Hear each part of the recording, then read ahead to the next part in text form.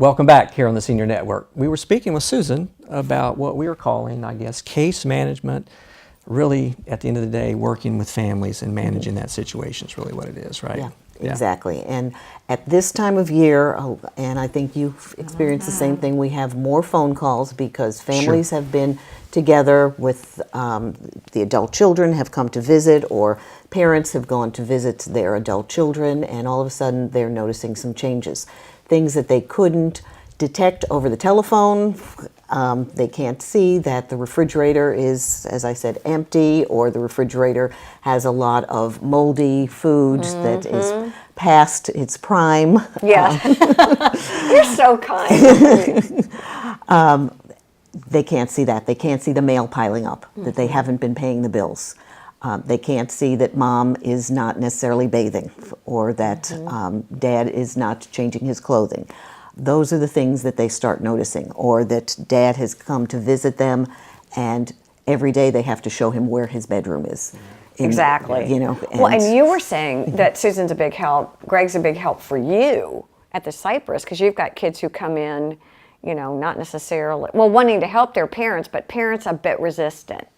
And they are, and the challenge is moving to the Cypress, and like Gregg was talking about independent living, Yes. As a licensed continuing care community, folks have to come in independently. Yeah. They have to pass a physical, and their doctor has to say that they can live independently. Oh. And so we want them to have many options available to them.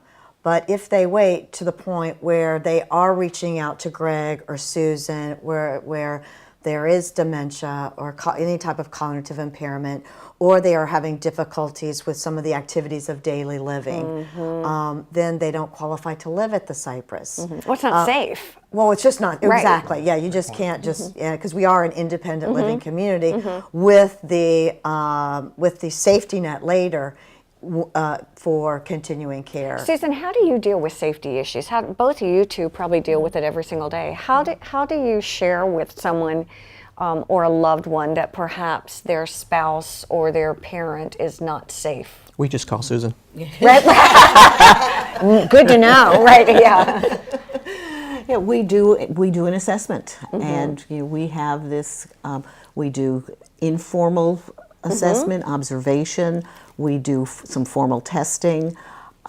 We do interviewing to try to see mental status kind of stuff. Yeah, we interview the adults and then also their parents. So we try to get as much information as possible, and then we can make a decision and say, in our opinion, in our professional opinion, that this person needs some support in the home to stay in the home safely. And that's where you use support too. Yes, support, and you mentioned to be able to stay safely in their home, and that is our goal as well.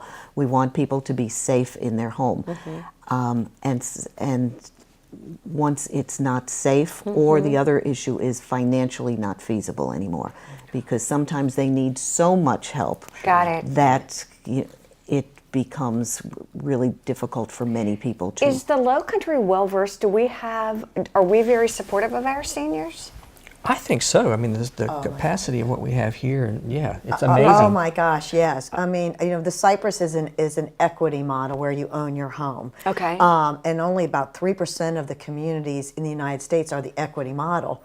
3 are on Hilton Head. Wow. I mean, we have Tide Point and Seabrook and the Cypress. Okay. And then with all the other supportive services with home in-home care, financial advising, estate planning. I mean, let's face it, the Hilton Head, Low Country in general, is a retirement destination.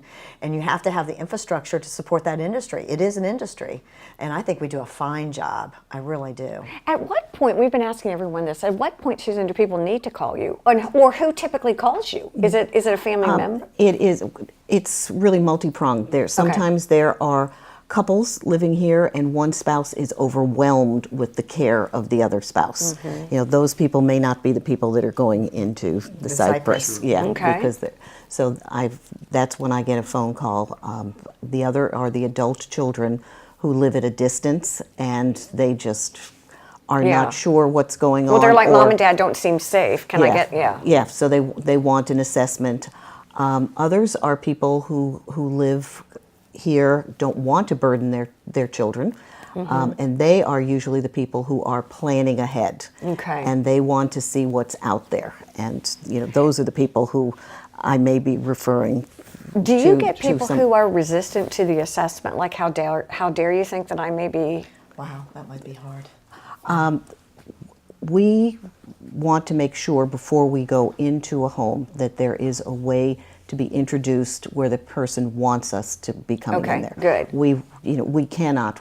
We're not Adult Protective Services. Right. We can't Exactly. force go. yourself Yeah, on them. we can't force. So we do have to make some arrangements. We have to have an agreement ahead of Right, time well, that that the makes sense. person wants us to come in. Sometimes it's the adult children are visiting, and so we come and we're introduced with the adult children.